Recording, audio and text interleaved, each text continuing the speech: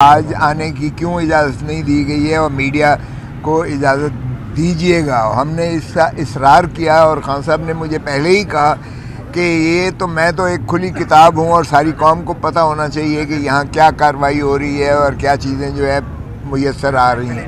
تو جج صاحب نے کہا کہ ہم سارے چینلز ان کو لکھتے ہیں اور وہ پہلے تو انہوں نے کہا جی 3 لوگوں کو، پھر 5 کا، پھر 10 پر. میں نے کہا جی نہیں، انہی کو کہیں اور 10 سے کم نہ ہو. اور پھر بین الاقوامی چونکہ میڈیا کے بھی ہیں، ان میں سے بھی انہوں نے کہا کہ 5 وہ لوگ بھی ہم ان کا بھی یہ انشور کریں گے کہ وہ آئیں. سو اس لیے اگر تو اوپن ٹرائل کا کانسیپٹ ہے تو پھر اوپن ٹرائل بنا میڈیا کے اوپن ٹرائل کا تصور نہیں کیا جا سکتا ہے. سو اس لیے اوپن ٹرائل ہی کی ہم نے پہلے ہی کیا. اور اسی طرح جو وکلاء کو آنے نہیں دیا جا رہا تھا ان کے بارے میں بھی آپ نے دیکھا یہاں کھڑے ہوئے ہیں. ہم نے یہ کہا احتجاجاً کہ آج تو ہم آ گئے ہیں، لیکن آئندہ اگر وکیل کو باہر روک دیا گیا تو پھر شاید ہم بھی ان کی یکجہتی کے لیے پھر ہمارے لیے بھی مشکل ہو جائے گا یہاں آپ کے پاس ٹرائل کرنا. تو یہ جو جیل ٹرائل ہے، اس لیے ہم سمجھتے ہیں کہ جیل ٹرائل انصاف کی نفی ہے. اور اس کا اگر انصاف نہ صرف کرنا چاہیے، ہوتا ہوا نظر آنا چاہیے. اور ہوتا ہوا تبھی نظر آتا ہے جب آپ عوام کو آگہی دیتے ہو بطور چوتھے ستون کے. اس لیے ہم چوتھے ستون کو جو ہے باہر رکھ کر یہ نہ تو میڈیا نہ تو عوام کو آگہی صحیح حقائق سے آگہی ملتی ہے اور نہ ہی انصاف کے تقاضے پورے ہوتے ہیں. رہا یہ کہ آج پہلے ایک اتنے بڑے انہوں نے خان صاحب نے کہا یہ 10 والیومز ہیں. تو انہوں نے کہا میں نواز شریف کی طرح یہ نہیں کروں گا کہ 10ویں والیوم کو بند رکھا جائے.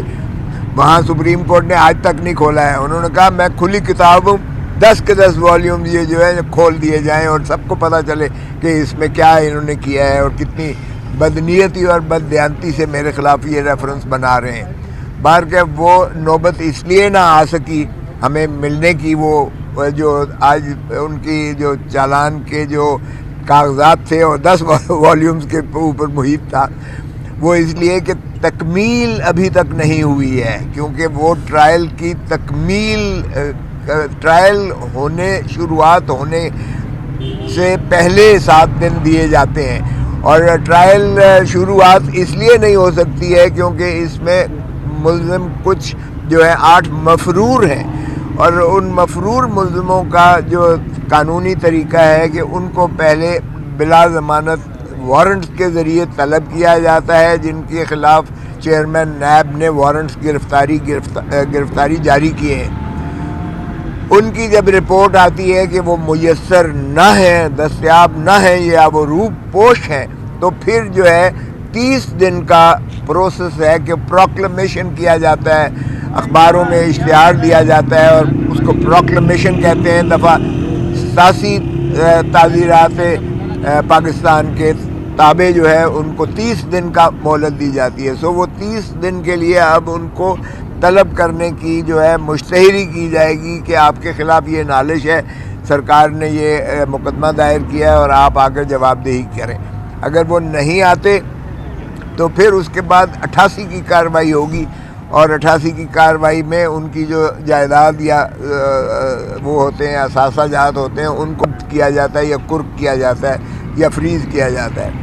تو اس کے بعد جو ہے ٹرائل کی سٹیج پھر 512 میں اس کو جو ہے ان کے خلاف ان ایبسینشیا ہوگا، کارروائی پریزرو ہوگی، پروٹیکٹ ہوگی، ان کے آنے کے بعد کھلے گی. اور پھر یہ مقدمہ جو ہے علیحدہ کیا جائے گا جو موجود ملزمان ہیں، جن میں محترم عمران خان صاحب ہیں اور محترمہ بشرا بی بی ہیں.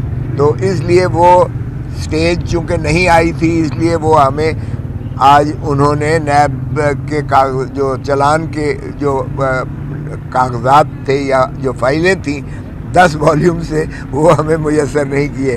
تو میں نے عرض کیا کہ ہمیں دیکھنے تو دیجیے گا کہ یہ اتنے جو 10 والیوم انہوں نے مہربانی کی ہے اس میں ہے کیا، ہم دیکھیں تو صحیح. کیونکہ ہماری نظر میں تو یہ القادر کا کیس جو ہے ٹرسٹ کا کیس بنتا ہی نہیں ہے سرے سے. 190 ملین پاؤنڈ جو ہے وہ نیشنل کرائمز ایجنسی لندن نے نیب نیب ان کمیونیکیشن تھی.